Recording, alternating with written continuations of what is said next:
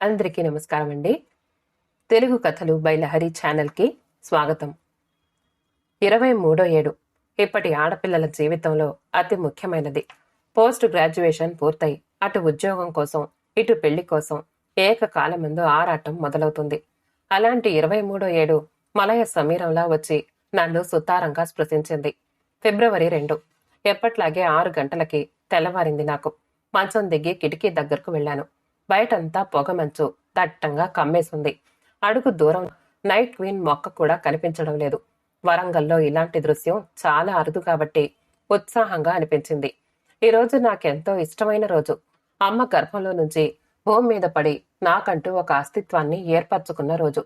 హాస్పిటల్లో అమ్మ పక్కలో ఉన్న నన్ను చూసి అత్తయ్యలు, పిన్నిలు, బామ్మ, అమ్మమ్మ అంతా వాళ్ల పోలికలు వెతుక్కోవటం మొదలు పెట్టారట.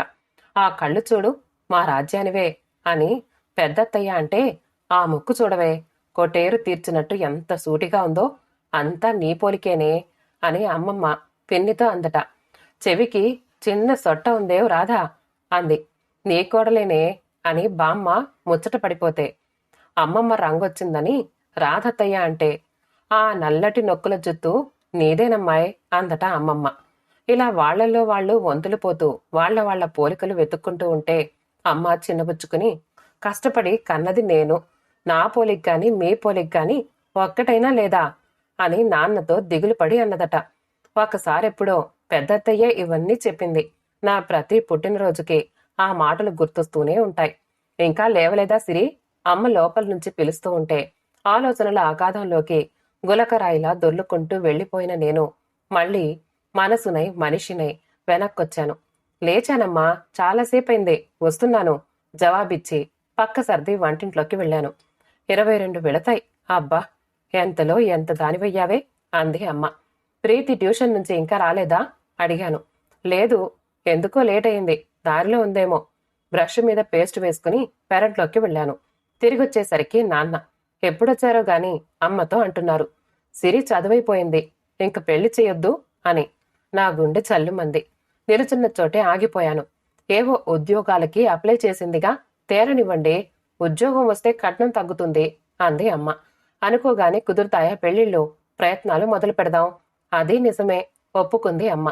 ఏడిది, ఏం చేస్తోంది అని అడుగుతూ నాన్న నేనున్న వైపు తల తిప్పారు. అమ్మ మా ఇద్దరికి కాఫీ ఇచ్చింది. ఆ సిరి, మా ఈగారు వస్తున్నారు, ఆఫీస్కి తొందరగా వెళ్ళాలి. గుడికి నువ్వు, అమ్మ, చెల్లి వెళ్ళండి. సాయంత్రం అందరం పిక్చర్కి వెళ్దాం, టికెట్లు తెస్తాను అన్నారు నాన్న. తను అలా అంటూ ఉండగానే ప్రీతి వచ్చింది. నువ్వు లక్కీ, చక్కగా 2వ తారీఖున పుట్టావు, పర్సు ఫుల్గా ఉంటుంది, ఏదంటే అది కొనిచ్చేసి ఎక్కడికంటే అక్కడికి తీసుకెళ్లిపోతారు నాన్న అంది అలుకగా. నేను నవ్వాను. తన పుట్టినరోజు మే 30. ఈ ఒక్కరోజు గడిస్తే రేపు జీతాలొచ్చేస్తాయనే మూడ్లో ఉంటారు నాన్న. మరి నీకేం తక్కువైందే? అసలు ఏదైనా తక్కువ చేస్తే నువ్వు ఊరుకుంటావు కూడానా దెప్పింది అమ్మ. తొందరగా స్నానం చేసి రావే సిరి, గుడికెళ్ళొచ్చేద్దాం, ఆలస్యమైతే వంట లేటైపోతుంది అంది నాతో. నేను స్నానం చేసి నా రూంలోకి వచ్చేసరికి గంధం రంగుకి నీలం ప్రింటున్న కాశ్మీర్ సిల్క్ చీర, జాకెట్టు రెడీగా ఉన్నాయి. చీర కట్టుకోవడం అంత బాగా రాదు నాకు. ఇప్పటిదాకా అన్ని చుడిదార్లు, పంజాబీ డ్రెస్లే. ప్రీతి కుచ్చిళ్లు సరిచేసింది. అమ్మ జుత్తు బాగా తుడిచి జడేసి పువ్వుల దండ పెట్టింది. ఈ చీరలో ఎంత బాగున్నావే అంది ప్రీతి. ఎప్పుడు తన కాంప్లిమెంట్స్ మామూలుగా తీసుకునే నేను ఈవేళ నాన్న తెచ్చిన పెళ్లి ప్రస్తావనతో ఇబ్బంది పడ్డాను. ఆ మాటల్ని ప్రీతి కాకుండా ఇంకెవరో అజ్ఞాత వ్యక్తి అంటున్నట్టు అనిపించి ఉక్కిరి బిక్కిరయ్యాను. గుడికెళ్ళి వచ్చేశాం. ఇన్నాళ్ళు కాలేజీ చదువు, ట్యూషన్స్, వేటితో ఊపిరాడనంత బిజీగా ఉండేదాన్ని. ఇప్పుడేమో రోజుకి 24 గంటలు ఎక్కువ అనిపిస్తోంది. లక్కీగా వీధి చివరే లైబ్రరీ ఉండడంతో రోజు వెళ్లి పుస్తకాలు తెచ్చుకుంటున్నాను. ఆ ఒక్క కాలక్షేపము చాలదు అనిపిస్తోంది. ఎవరైనా ఫ్రెండ్స్ ఇళ్లకి వెళితే అమ్మకిష్టం ఉండదు. ఎందుకు వాళ్ళిళ్ళకి వీళ్ళిళ్ళకి వెళ్లటం, వాళ్ళెవరైనా మన ఇంటికి వస్తున్నారా అంటుంది. లలిత, రేష్మ, మౌనిక అంతా ఏమైపోయారో. అమ్మ అన్నట్టు ఒక్కరైనా రావచ్చుగా. గోపికృష్ణ గుర్తుకొచ్చాడు. గుర్తు రావడానికి అతనేమి దూరంగా లేడు, తరచుగా కలుస్తూనే ఉంటాడు, ఇంటికి కూడా వస్తుంటాడు. ఇంటర్లో నాకు క్లాస్మేట్. ఆ స్నేహం ఇంకా అలానే ఉంది. పుస్తకాలని సీరియస్ గా చదవటం ప్రారంభించిన రోజుల్లో ఆధునిక రచయిత పుస్తకాలే ఏరుకునేదాన్ని. 1-2 గంటల్లో చదివేసేదాన్ని. అందులో అర్థం కాకపోవటానికి గాని ఆలోచించటానికి గాని పెద్దగా ఏమీ ఉండేది కాదు. గోపీకృష్ణ నాకు సాహితీ లోకానికి కొత్త ద్వారాలు తెరిచి చూపించాడు. నాకన్నా ఎక్కువ చదివి ఎంతో నాలెడ్జి ఉన్న గోపీకృష్ణ అంటే నాకు గొప్ప గౌరవభావం. సింపుల్గా డ్రెస్ చేసుకుని సాత్వికంగా ఉండే అతనంటే అమ్మకి నాన్నకి కూడా ఇష్టమే. ప్రీతి అభిప్రాయం మరోలా ఉంది. 24 గంటలు బుక్స్ తప్పించి మరో ఆలోచన లేని వాణ్ణి చేసుకుని ఏ ఆడపిల్ల సుఖపడుతుందే? ఇతను గాని పెళ్లి శుభలేఖ ఇస్తే ఆ అమ్మాయి అడ్రస్ అడిగి తీసుకుని కండోలెన్సెస్ చెప్పాలి అంటుంది. గోపీకృష్ణ సాయంత్రం వెళ్లేటప్పుడు రావడం, అందరం ఇంటి ముందు కూర్చుని కబుర్లు చెప్పుకోవడం రోజు అలవాటుగా మారిపోయింది. ఈ రోజు అతను 2 సర్ప్రైజ్లు ఇచ్చాడు. మొదటిది, తనకి లైబ్రేరియన్ గా పోస్టింగ్ వచ్చిందని అపాయింట్మెంట్ ఆర్డర్ తీసి చూపించాడు. అతని అభిరుచికి తగిన జాబ్. అందరం మనస్ఫూర్తిగా ఇచ్చాం. బై ద బై, నా పెళ్లి కూడా ఫిక్స్ అయింది. నిజానికి ఎప్పటినుంచో అనుకుంటున్న సంబంధమే, కానీ ఉద్యోగం వచ్చేదాకా చేసుకోకూడదు అనుకున్నాను అన్నాడతను శుభలేఖ ఇస్తూ. అప్పుడే గుర్తొచ్చినట్టుగా నాకు విషస్ చెప్పాడు. కారణం ఏదైనా గాని నేనింకా పెళ్లి ప్రహసనం ప్రారంభించనే లేదు. ఇతను శుభలేఖల దాకా వెళ్లటం నన్ను కొద్దిగా అప్సెట్ చేసింది. అయితే ఆ కలవరం నా ముఖంలో కనిపించకుండా జాగ్రత్త పడ్డాను. కట్నం ఎంత? అమ్మ ఓపెన్ గా అడిగేసింది.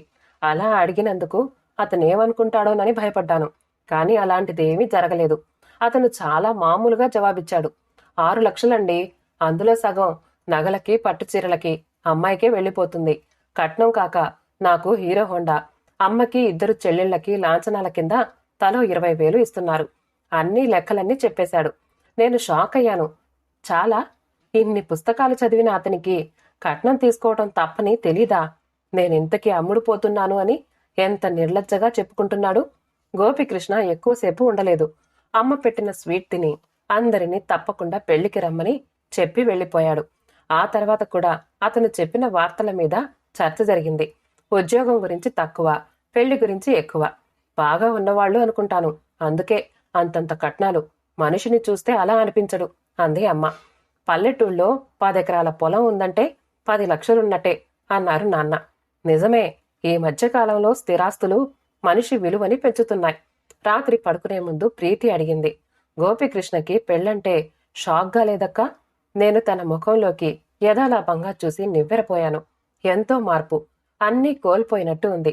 కళ్ళు వర్షించడానికి సిద్ధంగా ఉన్నాయి. అతను పెళ్లి చేసుకుంటున్నందుకు నీకేం బాధగా లేదు అంది. నాకింకా అంది అందనట్టుగానే ఉంది తన మనసు. నాకెందుకే బాధ అడిగాను. నీకతని పట్ల ఎలాంటి ఫీలింగ్స్ లేవా? తను మరింత వివరంగా అడిగాక నన్ను నేను శోధించుకున్నాను.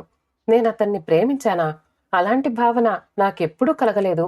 ప్రీతిలాగా నాకు దగ్గరగా వచ్చిన ఎందరో అమ్మాయిల్లాగా అతను అనిపించాడు. కాకపోతే కొంచెం మేలిగో కనిపించేది. అతని ఆలోచన సరళి కొంచెం భిన్నంగా ఉండేది. నా శోధన ముగిసేసరికి ప్రీతి కళ్లల్లో నీళ్లు సుళ్ళు తిరుగుతున్నాయి. ఆ సుడిగుండాల వెనక తన మనసప్పుడు నా ఆలోచనల గాలానికి చిక్కింది. ప్రీతి, నువ్వతన్ని ప్రేమించావా? విభ్రాంతిగా అడిగాను. తాను తలదించుకుంది. కళ్ళు వర్షించసాగాయి. అలాంటి ఆలోచనలు మనసులోకి రానివ్వకే. నీకు దగ్గరగా వచ్చిన మొదటి మగవాడతను. అందుచేత ఆకర్షణ. అతని స్థానంలో ఇంకెవరున్నా నువ్వలాగే ఆలోచించేదానివి. దీన్ని ప్రేమ అనరు. ఇలాంటి వాటికి లొంగిపోతే ఇంక ఏదీ సాధించలేవు మందలింపుగా అన్నాను. ప్రీతి, సిరి, అమ్మ గొంతు వినిపించింది. ఇద్దరం ఉలిక్కిపడ్డాం. అమ్మ మా సంభాషణ అంతా విన్నట్టుంది. వచ్చి మా దగ్గరగా కూర్చుంది. సిరి కరెక్టుగా ఆలోచిస్తోంది. 4 గోడల మధ్య నుంచి అవతలికి అడుగుపెట్టి ఉద్యోగం చేస్తున్న తరం మీది. బయటి ప్రపంచంలో ఎన్నో ప్రలోభాలుంటాయి. అన్నిటికన్నా పెద్ద ప్రలోభం స్త్రీకి పురుషుడు, పురుషునికి స్త్రీ. తరతరాలుగా బయటి ప్రపంచంలో తిరుగుతున్న మగవాడు ఇలాంటి ప్రలోభాలని జయించాడు. ఇప్పుడు ఆడపిల్లల వంతు. అప్పుడే సమాజంలో సమతూకం ఉంటుంది. ఒక్కసారి ఆలోచించు. ప్రేమలో భంగపడ్డా మగవాళ్లు సర్దేసుకుని కొద్ది కాలానికే మామూలుగా అయిపోతారు. ప్రాక్టికల్ గా ఆలోచించడం నేర్చుకోవాలి ముందు. నేను అమ్మాయిని, అతను అబ్బాయి అనే భేదభావాన్ని మర్చిపోవాలి. మేమిద్దరం వ్యక్తులం అనే భావన పెంచుకుంటే ఎన్నో సమస్యలు, ముఖ్యంగా సిరి అన్న ఆకర్షణలు అస్సలు ఉత్పన్నం కావు. ప్రీతి, స్త్రీలో ఉండే భావ సౌకుమార్యాన్ని ఎంతగానో ఇష్టపడే మగవారు ఆమె తనంతట తాను ప్రేమిస్తున్నాను అని చెప్తే నిర్దాక్షిణ్యంగా నలిపేయడానికి సంకోచించరు. అది మగ మనస్తత్వం. సమాజరీత్యా అతనికి ఏర్పడిన ప్రవృత్తి అది. దాన్ని మార్చలేం అని మగవాణిని చూసి సిగ్గుతో మెలికలు తిరిగే అమ్మాయికి గౌరవం ఉండదని మా అమ్మ చెప్పేది. మేము నిన్నలా పెంచలేదు అని నా నమ్మకం. ఇకపోతే పెళ్లికి మనసులు కలవటం ఒక్కటే కాదు కావలసినది. అమ్మ నాన్న, పుట్టి పెరిగిన వాతావరణం, బంధువులు, బాంధవ్యాలు, కులం, గోత్రం, ఇంకా ఎన్నో. అవన్నీ వదులుకోవడానికి నువ్విష్టపడ్డా అవతలి వ్యక్తికి ఇష్టం ఉండకపోవచ్చు. ఒకవేళ అలా ఇష్టపడి ముందుకొచ్చినా ఎంతకాలం అతన్ని అలా హోల్డ్ చేయగలవు? ఏదైనా ఒక్కరోజుకి మీ బంధం పలచబడితే అతని వాళ్ళు స్వీకరిస్తారేమో గాని నువ్వు వదిలిపెట్టి వెళ్లినవన్నీ నీకోసం ఎదురు చూస్తూ ఉండవు అనేది ఖచ్చితమైన నిజం, కఠోరమైన వాస్తవం. అమ్మ చెప్పడం పూర్తయ్యేసరికి ప్రీతి ముఖం తేటపడింది. ఏంటో అలా అనిపించింది అనేసింది తేలిగ్గా. గోపీకృష్ణ జీవితంలో సంభవించిన అద్భుతాలు రెండూ నాకు అతి తొందరలోనే సంభవించాయి. ముందు ఉద్యోగానికి ఇంటర్వ్యూకి పిలిచారు. చాలా టెన్షన్ పడ్డాను. అమ్మా నాన్న ధైర్యం చెప్పారు. ఇంకా 4 రోజులుంది. Type, computers, జీకేలో టెస్టులుంటుందట. మొదటి రౌండు ఓకే. నేను కరెంట్ అఫైర్స్లో దాదాపు నిల్. 3 రోజులు నిద్రాహారాలు మానేసి చదివి కొంత వంట పట్టించుకున్నాను. నా శ్రమ వృధా కాలేదు. ఫస్ట్ క్యాండిడేట్గా సెలెక్ట్ అయ్యాను. కానీ కలగాల్సినంత సంతోషం కలగలేదు. నీకిష్టమైతేనే చేరు అన్నారు నాన్న నిర్ణయాన్ని నాకే వదిలేస్తూ. ఇప్పుడంతా కంపెనీ ఉద్యోగాల ట్రెండ్ నడుస్తోంది. టాలెంట్స్ ని గుర్తించి జీతాలు. సెంట్రల్ గవర్నమెంట్లో క్లర్క్ జాబ్ అంటే ఎలాగో ఉంది. అన్నీ కలుపుకుని 7,000 జీతం. ఎబ్బెట్టుగా అనిపించింది. అది ఇంటికి 60 కిలోమీటర్ల దూరాన, ఇంకో ఊళ్ళో. ప్రస్తుతం ఖాళీగానే ఉన్నావు కదా, వదులుకోవడం దేనికి? ఇంతకన్నా మంచిది వస్తే అప్పుడు ఆలోచించవచ్చు అంది అమ్మ. చేరిపోయాను. చేరిన రోజే అనిపించింది ఎంతో కాలం చేయలేను అని. నా చదువుకి, నాలో ఉన్న సృజనాత్మకతకి ఎలాంటి విలువ లేని ఉద్యోగం. మరైతే వర్కింగ్ ఉమెన్స్ హాస్టల్లో ఉంటావా అంది అమ్మ. అదే మంచిది అనిపించింది నాకు. నాన్న అయిష్టంగా ఒప్పుకున్నారు.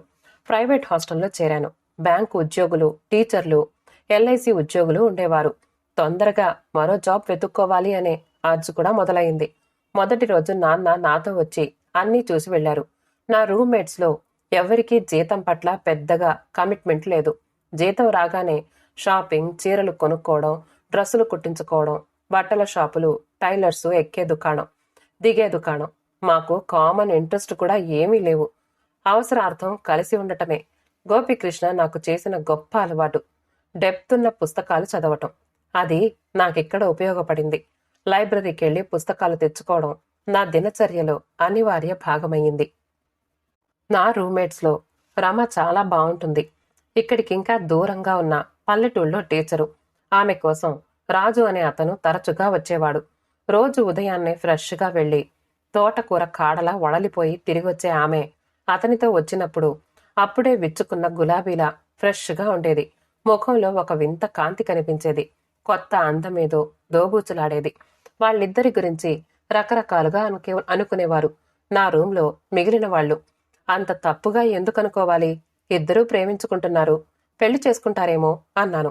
అలాంటి మాటల మధ్య నేను ఇరుక్కుపోయి ఉన్నప్పుడు వాళ్ళు నవ్వి, పెళ్ళా? రాజు భార్య అన్నారు. నేను నివ్వెరబోయాను. అతనికి పెళ్ళయిందా?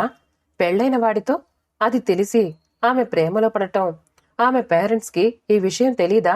తెలిస్తే ఊరుకుంటారా? రమ నా కళ్ళకి ప్రీతిలాగే అనిపించింది.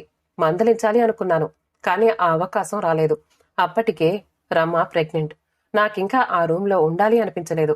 చాలా మంది షటిల్ చేస్తూ ఉంటారు. నేను కొన్నాళ్లు చేస్తాను. అందరినీ వదిలిపెట్టి ఉండాలంటే ఎలాగో ఉంది అన్నాను. నాన్నతో, అమ్మతో మాత్రం రమ విషయం క్లుప్తంగా చెప్పాను. రూమ్ ఖాళీ చేద్దామని నేను వెళ్ళినప్పుడు రమ అక్కడే ఉంది. స్కూలుకి సెలవు పెట్టిందట. చాలా వీక్గా పాలిపోయి ఉంది. బాధ అనిపించింది. రమా, తెలిసి ఎందుకింత పిచ్చి పని చేశావు? మీ పేరెంట్స్కి తెలిస్తే ఏమంటారు అనకుండా ఉండలేకపోయాను. మా ఇంట్లో తెలుసు శిరీష, నా సంపాదన కావాలి కాబట్టి ఇవి అనకుండా ఊరుకున్నారు. ఇప్పుడిది నా ఒక్కదాని సమస్యే అంది. ఇప్పటిదాకా మేమిద్దరం సన్నిహితంగా ఎప్పుడూ మాట్లాడుకోలేదు. తెలిసి కూడా మీ వాళ్ళేమీ అనలేదా? తెల్లబోయాను. మా వాళ్లకి నా జీతం కావాలి. అయితే మా నాన్న ఎల్టీసీ పై ఆదాయం ఏమీ ఉండదు. ఇంట్లో ఖర్చులకి ఆయన జీతం చాలదు. చెల్లెలు, 2 తమ్ముళ్ళు ఉన్నారు. తమ్ముళ్ళు బాగా చిన్నవాళ్లు. ఇంటరు 10th చదువుతున్నారు. 3 ఏళ్ల నుంచి జాబ్ చేస్తున్నాను. అంతకుముందు ప్రైవేట్ స్కూల్లో చేసేదాన్ని. ఫస్ట్ రాగానే నా జీతం తీసేసుకుంటారు మా నాన్న. లేకపోతే గడవదు. ఎంతకాలం ఇలా? వింటున్న నాకు చాలా ఇబ్బందిగా అనిపించింది. నీకు తెలీదు శిరీష. నా జీతం కోసం మా నాన్న ఎంత ఆరాటంగా చూస్తాడంటే నా కనీస అవసరాలు ఏమిటి అని కూడా చూడకుండా అంతా లాక్కుంటాడు. దొంగతనంగా కొంత తీసి దాచుకోవలసిన పరిస్థితి. చాలా మంది మనిషికి మనిషికి మధ్యని డబ్బు తప్పించి ఇంకేదీ లేదు అన్నట్టు ప్రవర్తిస్తారు. దాంతో అపార్థాలు చోటు చేసుకుంటాయి. కానీ ఒకటి చెప్పు, నిన్ను చదివించింది మీ నాన్నే. నీకంటూ ఏ సంపాదన లేనప్పుడు ఆయన సంపాదన మీ అందరికీ. నీకు సొంతంగా సంపాదన రాగానే నువ్వు వేరైపోయావా అన్నాను మృదువుగా మందలిస్తూ. మనుషులు కుటుంబాలుగానే ఉంటున్నా బాంధవ్యాలు ఒక్కో కుటుంబానికి ఒక్కోలా ఉంటాయి అనే విషయం నాకు తోచకపోవటానికి కారణం నాలో మెచ్యూరిటీ రాకపోవటమే అనేది నిర్వివాదాంశం. రమా, నీకు ప్రపంచం తెలియదనుకుంటా. చాలా నష్టపోతావు. 5 పిల్లల్ని కన్నా నా తల్లిదండ్రులకి మా ఇంట్లో సపరేట్ బెడ్రూమ్ ఉంటుంది. వాళ్ల మధ్య ఏం జరుగుతుందో ఊహించగలిగే వయసొచ్చిన పిల్లలు హాల్లో ఉండగా వాళ్ళు విడిగా పడుకుంటారు. ఎంతకాలం మన మనసులు వికసించకుండా ఉంటాయి? ఎంతకాలం కోరికలు చిగురించకుండా ఉంటాయి? ఎలా వాటిని అణుచుకోగలం? చదువయ్యేదాకా ఆగటాన్ని మొరాలిటీ, మోరల్ డిసిప్లిన్ అంటారు. ఆ తర్వాత ఉద్యోగం వస్తుంది, సంపాదిస్తూ ఉంటాం. కానీ మనకంటూ ఎవ్వరూ ఉండని ఒంటరితనంలో ఎలా బ్రతకగలం? మా తమ్ముళ్ళు ఎప్పటికీ ప్రయోజకులవ్వాలి. తన మాటల్లో తల్లి, తండ్రి, కుటుంబం అనే వాటి కొత్త అర్థాలు ఆవిష్కరించబడ్డట్లయింది. ఏం చేద్దామనుకుంటున్నావు? బలహీనమైన గొంతుతో అడిగాను. అబార్షన్ చేయించుకోమంటున్నాడు. తర్వాత అదే తెలియటం లేదు. సాయంత్రం రూమ్ వెకేట్ చేస్తున్నాను అని చెప్పేసి నేను ఆఫీస్కి వెళ్ళిపోయాను. నేను వెళ్ళగానే తను ఎప్పుడు అలాంటి నిర్ణయం తీసుకుందో మరి. పాయిజన్ తీసుకుంది. రాత్రికే తను చనిపోయింది. ఒక మనిషి చావుని అంత దగ్గరగా చూడటం అదే మొదటిసారేమో. నిలువున కదిలిపోయాను. ఇంటికెళ్లేసరికి జ్వరం వచ్చేసింది. ఆ బెదురులో తను నాతో అన్నవన్నీ అమ్మతో చెప్పేశాను. నిజమేనేమో. పిల్లలు చదువుకోవాలి, ఉద్యోగాలు చెయ్యాలి అని మన ఆకాంక్షలన్నీ వాళ్ల ద్వారా నెరవేర్చుకోవడానికి చూస్తాం గాని వాళ్ల మనసులు వికసిస్తాయని, ప్రకృతి సహజమైన కోరికలకి వాళ్లు అతీతులు కాదని అనుకోము. మంచికో చెడుకో ఈ సంఘటన మనకు పాఠం నేర్పింది. ఇంకా సిరికి సంబంధాలు చూస్తేనే బావుంటుంది అని తర్వాత ఒకసారి అమ్మ నాన్నతో అనటం విన్నాను. నేను తనతో అవన్నీ చెప్పకూడదు అని అప్పటికే అర్థమయ్యింది. సందీప్తో నాకు పెళ్లి చూపులు ఏర్పాటు చేశారు. నాన్న స్నేహితుడి కొడుకతను. చాలా బావున్నాడు. అతనికి నేనంటే ఎప్పటినుంచో ఇష్టమట. కళ్లల్లో ఆరాధన వ్యక్తమవుతోంది. 3 లక్షలట అతని జాబ్ మార్కెట్ విలువ. ఇంకా పెరిగే అవకాశం ఉందని చెప్పాడు. నాన్న 2 లక్షలు తనంతట తాను ఆఫర్ చేశారు. వాళ్ళు నవ్వి ఊరుకు. నాకు మాత్రం ఎక్కడో చురుక్కుమంది. ఎందుకివ్వాలి వాళ్లకంత డబ్బు అని అంతా వెళ్లిపోయాక దెబ్బలాడాను. డబ్బు సరిపోదని అమ్మా నాన్న చంపుకున్న ఎన్నో సరదాలు గుర్తుకొచ్చాయి. నా ఆలోచనలు ఇలా ఉంటే నాన్న చాలా సీరియస్ అయ్యారు. చూడు సిరి, ఇమ్మెచ్యూర్డ్గా మాట్లాడకు. అతని తండ్రి కట్టించిన ఇంట్లో ఉంటావు. వాళ్ళిచ్చే ఆస్తిని అనుభవిస్తావు. నీదంటూ ఏవి తీసుకెళ్లకుండానే అన్నారు. అతనికి వండుతాను, హౌస్ కీపింగ్ చేస్తాను. ఇంకా ఏదో అనబోతూ ఉండే ఆపి నాన్న అన్నారు. అతని గోత్రాలని, ఇంటి పేరుని మోస్తావు. ఇంకా అతనికి పిల్లల్ని కంటావు. కాని నువ్వు అతనికి వంట మనిషివో పని మనిషివో కాదు. పెళ్లి అతనికెంత అవసరమో నీకు అంతే అవసరం. ఇల్లరికం రమ్మంటే అతనికి ఎంత పౌరుషమో కోడరికం వెళ్ళటానికి నీకు అంతే ఉండాలి. కాని ఎవరో ఒకరు వెళ్ళకపోతే పెళ్లి అనేది సాధ్యపడదు. 2 కుటుంబాలు కలవకపోతే మానవ సంబంధాలు బలహీనపడతాయి. అందుకని ఆడపిల్లకి ఆ బాధ్యత ఇచ్చారు. సిరి, 4 రోజులు బంధువుల ఇళ్లకి వెళితేనే వాళ్ళవి ఏవి వాడుకోకూడదు అని సబ్బు, పేస్టుతో సైతం అన్నీ తీసుకెళ్తావు. భర్త మీద మాత్రం అన్నింటికీ ఆధారపడతానంటావేంటి? నాన్న హర్టయ్యారని గ్రహించాను. నేను సగటు ఆడపిల్లలా వాళ్ళని పరాయిగా చూస్తున్నాను అని, ఎక్కడో ఉంటూ ఇంకా నా జీవితంలోకి అడుగుపెట్టని వ్యక్తిని సొంతంగా భావిస్తున్నాను అని తను అనుకుంటున్నారు. అతని మీద ఎందుకు ఆధారపడతాను? నాన్నా, నాకు ఉద్యోగం ఉండగా అన్నాను నెమ్మదిగా. నేను కట్నంగా అతనికివ్వటం లేదు. అలాంటివి ఇష్టం ఉండవట. స్త్రీధనంగా నీకిస్తాను సరా అన్నారు నాన్న. తను కూడా తగ్గి, ఉందనో ముందుగా ప్లాన్ చేసుకునో మీరిస్తారు. దాన్ని స్త్రీధనం అన్నా వరకట్నం అన్నా ఆడపిల్ల తండ్రికి భారమే కదా నాన్న. ఎంతమంది ఆడపిల్లలు కట్నానికి ఆవుతవుతున్నారు. ఎందరు ఆడపిల్లలు కట్నాల భయానికి చచ్చిపోతున్నారు అన్నాను. అప్పటిదాకా మా వాదన వింటూ కూర్చున్న అమ్మ అంది, అవును, ఎంతమంది ఆడవాళ్లు కనలేక చచ్చిపోతున్నారు. వాళ్ళని చూసి మిగిలిన ఆడవాళ్లంతా కనడం మానేయొచ్చు కదా. రోడ్డు మీదకు వెళ్తే ఎన్నో యాక్సిడెంట్లు. మరి నువ్వు స్కూటీ లేందే ఇల్లు కదలవు. సిరి, సమస్య వ్యక్తిగతం, ఏది కూడా సామాజికం కాదు అంది. నేను తెల్లబోయాను. వరకట్నం దురాచారం కాదని నేనెప్పుడూ అనను. కాని కట్నం చావుల్లో బాధ్యత మాత్రం ఆడపిల్ల తల్లిదండ్రులదే. తాహత్తుకి మించిన సంబంధం తేవటం, ఒప్పుకున్న కట్నం ఇవ్వలేకపోవటం, అత్తగారింట్లో గొడవలున్నాయని తిరిగొచ్చిన అమ్మాయిని ఆదరించి మరో ఆధారం చూపించకపోవటం, అన్నింటికీ మించి ఆ అమ్మాయిని తమదిగా ప్రేమించకపోవటం, ఇంకా చాలా ఉన్నాయి అంది. తన మాటలు నాలో ఆలోచనని రేకెత్తించాయి.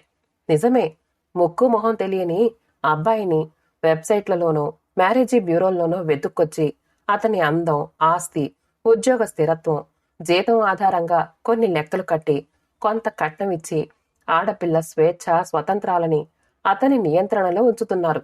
అలా ఆర్థిక ప్రాతిపదికన ఏర్పడిన కాంట్రాక్ట్లా వాళ్ల పెళ్లి జరుగుతుంది. అంతా ఒక భాగస్వామిక వ్యాపారం లాంటిది. అతను ఎలాంటివాడో అమ్మాయికి తెలిసే అవకాశం చాలా తక్కువ. పైపై మెరుగులు చూడడం తప్ప ఇరు కుటుంబాలకి సన్నిహితమైన అనుబంధం ఉండదు. అప్పుడు అనుసంధానం ఎలా సాధ్యపడుతుంది? ఒకరి గురించి ఒకరికి ఏమీ తెలియని ఇద్దరు వ్యక్తులు ఆర్థిక ప్రాతిపదికని జీవితకాలం కలిసి ఉండటం ఎంత కష్టం. పెళ్లిళ్లు విఫలమయ్యేది ఇలాగేనా? నా తల గిర్రుమని తిరిగిపోయింది. ఇదంతా నేనెప్పుడూ ఆలోచించని పార్శ్వం. ఆడపిల్ల ఒక వ్యక్తి, తస్తిలో ఆమెకి హక్కుంటుంది. ఎంతో కొంత ఇచ్చి ఆమెని అత్తవారింటికి పంపటం తమకి ప్రీతికరమైన బాధ్యత అంటున్న అమ్మా నాన్న.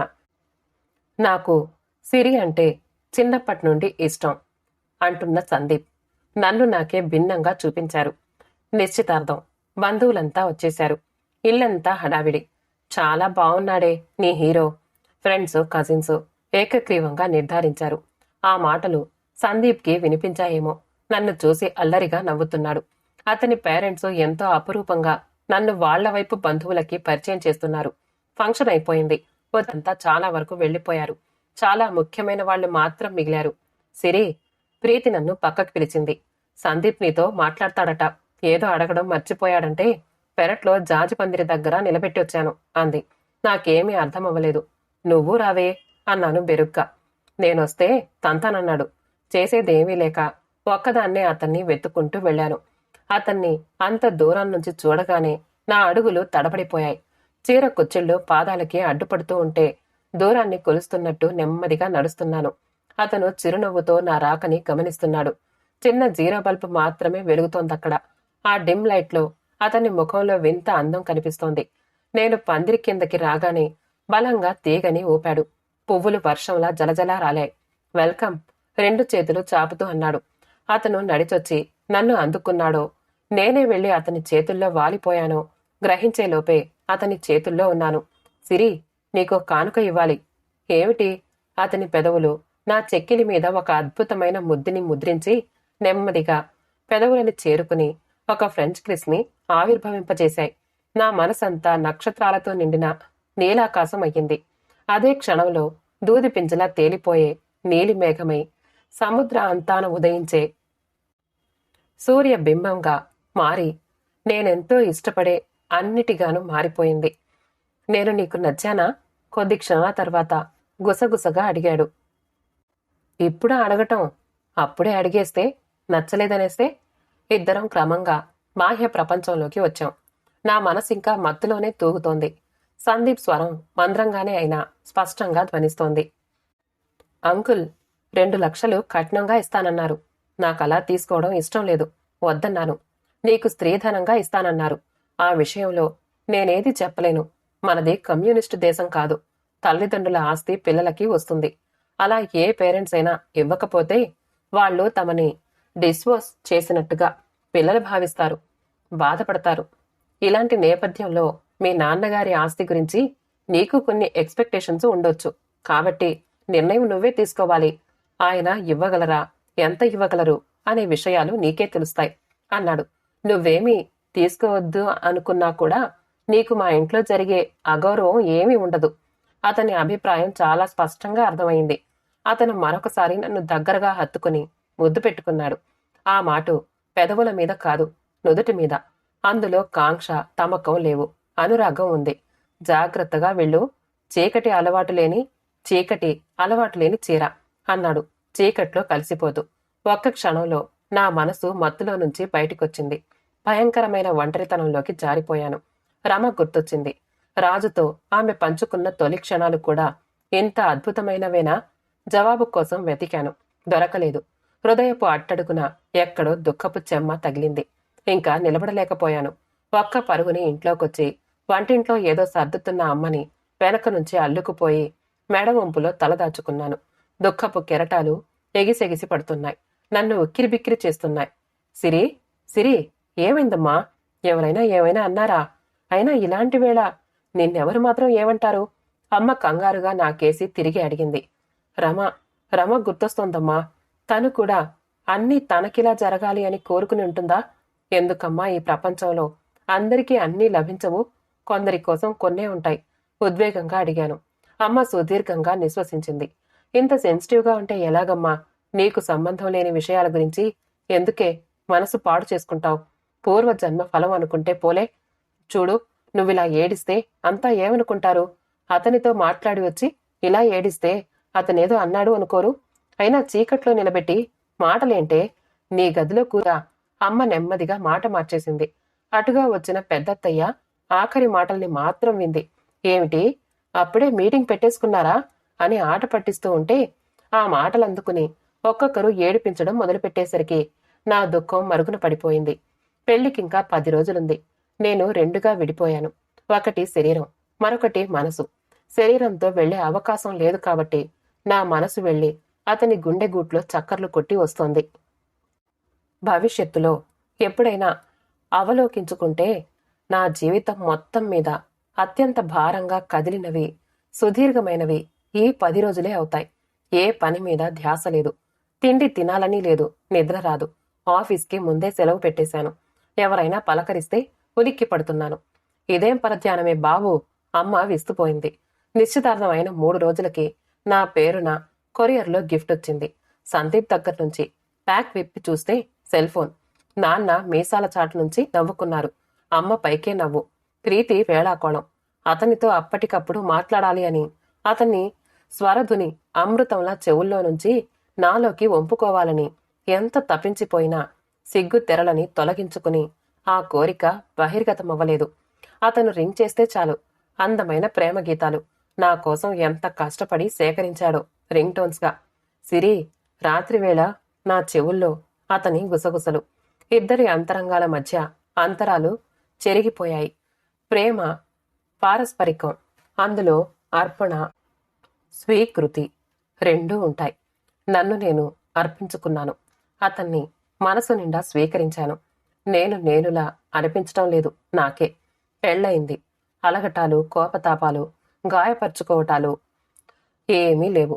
ఒక ఫ్యామిలీ ఫంక్షన్లా జరిగిపోయింది. చాలా అదృష్టవంతురాలివి సిరి. చదువు, ఉద్యోగం, ఆస్తి, అంతస్తు ఇవేవి ఇవ్వని అందం మగవాడికి సంస్కారం ఇస్తుందమ్మా. ఎంతో సంస్కారవంతులు వీళ్ళు. ఎన్నో పెళ్లిళ్లు చూశాను. ఆడపిల్ల పెళ్లి అనగానే చివరికి కన్నీళ్లే మిగిలేవి. అవమానాలు తప్ప ఆనందం ఉండేది కాదు అంది అమ్మ సంతృప్తి మెరుస్తున్న కళ్లతో. యూటోపియన్ ల్యాండ్లోలా జరిగిందే మీ పెళ్లి అన్నారు ఫ్రెండ్స్ అంతా. అతనితో యూటోపియన్ ల్యాండ్లో గృహప్రవేశమయ్యే వేళ ఎక్కడిదో ఒక నల్లటి మేఘం కదిలొచ్చి 4 పెద్ద పెద్ద చినుకుల్ని అక్షంతల్లా చల్లింది. తనువు తడిసింది, మనసు తడిసింది. రమ జ్ఞాపకం హఠాత్తుగా కదిలి ఎంత పెద్ద సమస్యనైనా వ్యక్తిగతమే కావచ్చు, కానీ ఒక చిన్న సంతోషం మాత్రం అలా కాదు. నీ చుట్టూ ఉన్న వాళ్ళు అందిస్తేనే నీకది అందుతుంది. నీకు నువ్వుగా సృజించుకోలేనిది అది.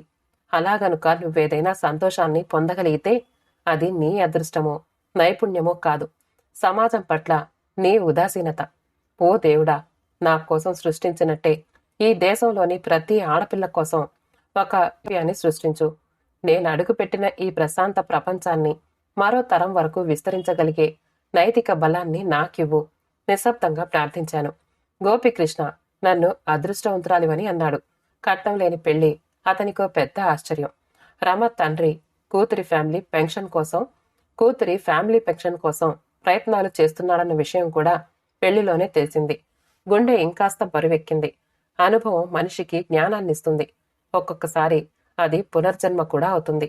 నీ వయసెంత అనే ప్రశ్నకి 23వ ఏడు అని నిర్ద్వందంగా చెప్పి, నీకు జీవితం అంటే తెలుసా అని కూడా అడిగితే, పుట్టి ఇన్నేళ్లు గడిచింది, ఇదంతా జీవించటం కాదా అని ఎదురడిగే స్థాయి నుంచి ఇంకా ఎదిగాను నేను. పుట్టి ఎన్నో కొన్నేళ్లు గడపడం కాదు జీవితం అంటే. డార్విన్ పరిణామక్రమ సిద్ధాంతం ప్రకారం అది సర్వైవల్ ఆఫ్ ద ఫిట్టెస్ట్ అవుతుంది. పెద్దదో చిన్నదో ఒక అనుభవం తటస్థించాలి. అది అప్పటిదాకా ఉన్న ఇన్ఫాచ్యుయేషన్ని పెళ్ళలుగా కూల్చాలి. ఆ శిథిలాల మీద పునర్నిర్మితమయ్యేదే జీవితం. అలాంటి అనుభవం నాకు 23వ ఏట తటస్థించింది. కథ సమాప్తమండి. కథ నచ్చితే లైక్ చేయండి, షేర్ చేయండి, కామెంట్ చేయండి. ఈ కథ చదవడంలో ఏవైనా తప్పులుంటే క్షమించండి.